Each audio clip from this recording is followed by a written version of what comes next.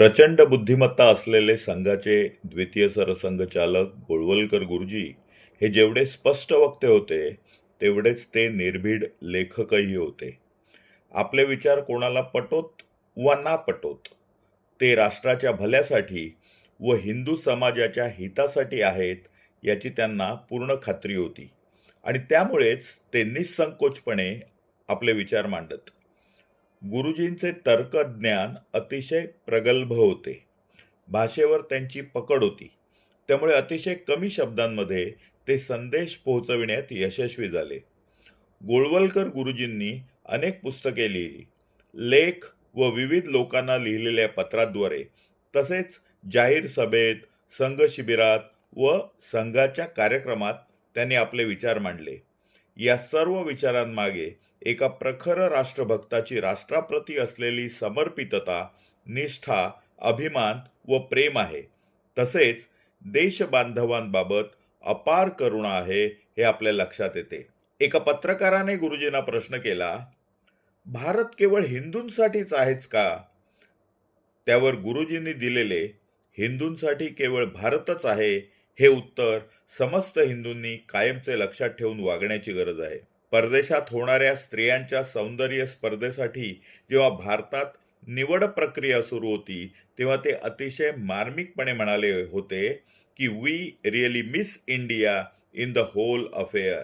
हिंदू जीवन पद्धती आणि सेवाभाव यांच्यामधील परस्पर संबंध वर्णन करताना गुरुजी म्हणतात, सेवा हे हिंदू जीवन पद्धतीचे एक प्रमुख अंग आहे. निस्वार्थ बुद्धीने सेवा करणे हा हिंदूंचा स्वभाव आहे. जिथे स्वार्थ आहे तिथे सेवा होऊ शकत नाही. जिथे स्वार्थाचा शिरकाव होतो तिथे सेवा न राहता व्यापार होतो. गुरुजी स्वदेशीचा आग्रह धरत. स्वदेशीमुळे स्थानिकांना रोजगार मिळतो, वस्तू माफक किमतीत मिळतात. एवढेच नव्हे तर स्वदेशी वस्तू त्या मानाने पर्यावरणपूरक असल्यामुळे निसर्गाची हानी टळते. जोडीस जोड म्हणून परकीय चलनही वाचते. याबाबत आपले विचार स्पष्ट करताना गुरुजी म्हणतात, स्वदेशीच्या विषयावर फार काही बोलण्याची आवश्यकता नाही. स्वराज्य मिळविण्याचे मुख्य अस्त्र हे स्वदेशी आहे. त्यानंतर स्वराज्याला सुरक्षित ठेवण्याचा आधार पण स्वदेशी आहे.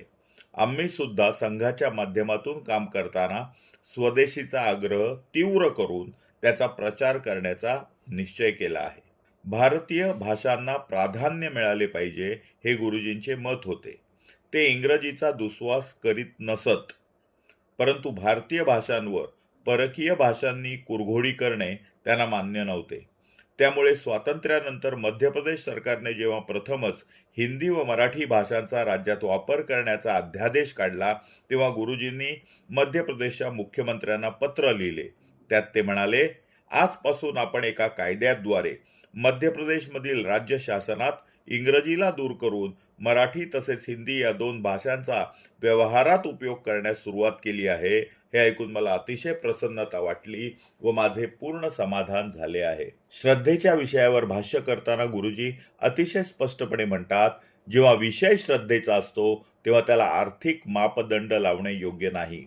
जर कोणी आपल्या देशाचा ध्वज तोडून फाडून टाकला तर त्यात काय फारसे आर्थिक नुकसान होणार आहे? एक दांडी, थोडासा कपडा एवढेच त्याचे आर्थिक रूप आहे. परंतु जर एखाद्या शत्रूने आपल्या राष्ट्रध्वजाचा असा अपमान केला तर ध्वजाच्या रक्षणाकरता आपण आपले प्रचंड पैसे व असंख्य लोकांचे प्राण पणाला लावून त्याचे रक्षण करण्यासाठी सज्ज होतो. हेच आपले कर्तव्य आहे. देशाला एकत्रित करण्यासाठी व चैतन्य निर्माण करण्यासाठी कितीही धनदौलत व प्राण खर्च झाले तरी ते समर्थनीयच आहे. जिवंत राहायचे असेल तर ताकदवान बनण्यापासून पर्याय नाही, असे मत व्यक्त करताना गुरुजी सांगतात, याला योग्य म्हणा किंवा अयोग्य, पण परिस्थिती अशी आहे की या जगात जो ताकदवान आहे तो दुर्बळावर हल्ला केल्याशिवाय राहत नाही. पंचशील आणि सहजीवन यांच्या संदर्भात आपण कितीही घोषणा केल्या तरी ताकदवान आणि दुर्बळ यांच्यातील सहजीवनाची रम्य कल्पना संपूर्ण जगामध्ये आजपर्यंत तरी सत्यात उतरलेली दिसत नाही. जीवनातील कटू सत्याचा विचार करून व प्रत्यक्ष अनुभवाने आपल्या पूर्वजांनी जीवो जीवस्य जीवनम असे म्हटले आहे ते खरे आहे. त्यामुळे व्यक्तीला किंवा राष्ट्राला स्वतःला जिवंत ठेवायचे असेल तर त्याला स्वतःलाच ताकदवान बनावे लागते. त्यामुळे त्याच्यावर हल्ला करण्याचा कोणी विचारही करत नाही. गुरुजी भारताने अणुबॉम्ब बनवावा या ठाम मताचे होते. म्हणून त्यांनी सरकारला सल्ला दिला, आपण अशी शस्त्रास्त्रे बनविली पाहिजेत की जी शत्रूंकडे असलेल्या शस्त्रास्त्राहून अधिक प्रभावी असतील. शत्रू राष्ट्राकडे जर अणुबॉम्ब असेल तर आपल्याकडेही तो असणे आवश्यक आहे. त्यामुळे लढाईतील अंतिम विजय आपलाच असणार याबद्दल सेनेला व जनतेला विश्वास वाटेल. देश आत्मनिर्भर असावा असे त्यांचे मत होते. जो देश इतर देशांच्या मदतीवर अवलंबून आहे तो देश स्वतःचे निर्णय स्वतः घेऊ शकणार नाही. त्यामुळे गुरुजी म्हणतात, सर्व शेतकरी, कामगार, उद्योजक तसेच जीवनातील विविध क्षेत्रात काम करणाऱ्या बंधूंनी आपल्या सर्व जीवनावश्यक वस्तूंच्या उत्पादन वाढीसाठी एकत्रित प्रयत्न करणे आवश्यक आहे. अगदी अन्नधान्यासाठी देखील आपण दुसऱ्यांवर अवलंबून आहोत हे कुठेतरी थांबले पाहिजे. अस्पृश्यतेच्या प्रश्नाचे मूळ कारण स्पष्ट करताना गुरुजी म्हणतात, आश्रित आणि आश्रयदाता या भूमिकाच मुळी अशास्त्रीय आहेत.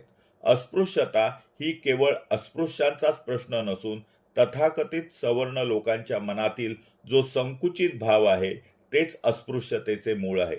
जोपर्यंत सवर्णांच्या मनातील अस्पृश्यता समाप्त होत नाही तोपर्यंत ही समस्या संपूर्णपणे नष्ट होणार नाही.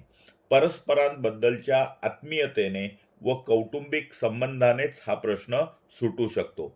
संघ ही उत्तम माणूस घडविण्याची फॅक्टरी आहे ही कल्पना स्पष्ट करताना गुरुजी म्हणतात, काम कोणतेही असो ते यशस्वी करण्यासाठी चांगल्या लोकांची आवश्यकता असते. ज्यांच्या हृदयात समाजाबद्दल आत्मीयता आहे, समाज कल्याणाची भावना आहे, जे लोक समाजातील दुःख पाहून व्यथित होतात, असे लोक आपल्याला समाजात निर्माण करावे लागतील. अशा माणसांच्या मनामध्ये कोणताही वैयक्तिक स्वार्थ नसेल आणि समाज कल्याणासाठी कितीही त्रास सहन करण्याची शक्ती असेल. देशाच्या विविध भागात आपल्या शाखांच्या माध्यमातून आपण अशी माणसे निर्माण करीत आहोत. पंडित दीनदयाळ उपाध्याय यांनी अंत्योदयाची कल्पना मांडली, परंतु या कल्पनेचे बीज गुरुजींनी आधीच पेरून ठेवले होते. या संदर्भात गुरुजी म्हणतात, सर्व समाज आपला आहे असे मानणे, सर्व समाजाचा विचार करणे आणि प्रत्येक व्यक्ती स्वतःचे पालनपोषण करण्यात सक्षम होईल एवढा स्वाभिमान त्यांच्यात निर्माण करणे हाच खरा धर्म आहे. जेवढे जेवढे म्हणून दुःखी कष्टी लोक आहेत ते सर्व ईश्वराचे स्वरूप आहे. प्रत्यक्ष परमेश्वराने त्यांची सेवा करण्याची संधी आपल्याला दिली आहे असे समजून त्यांची सेवा करणे हाच खरा धर्म आहे. भारतीय जीवनपद्धती, संस्कृती आणि परंपरा यांच्यावर भाष्य करत असताना राष्ट्रीय स्वयंसेवक संघाचा हेतूही गुरुजी स्पष्ट करतात व सांगतात, आपण सारे एक आहोत.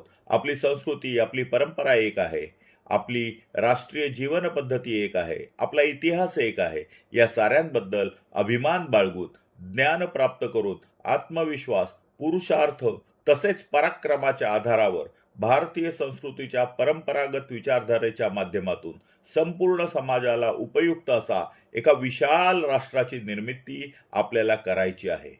गुरुजींचे विचार हे कालातीत आहेत व ते सर्व मानवजातीला दीपस्तंभाप्रमाणे सदैव मार्गदर्शन करतील यात कोणतीही शंका नाही.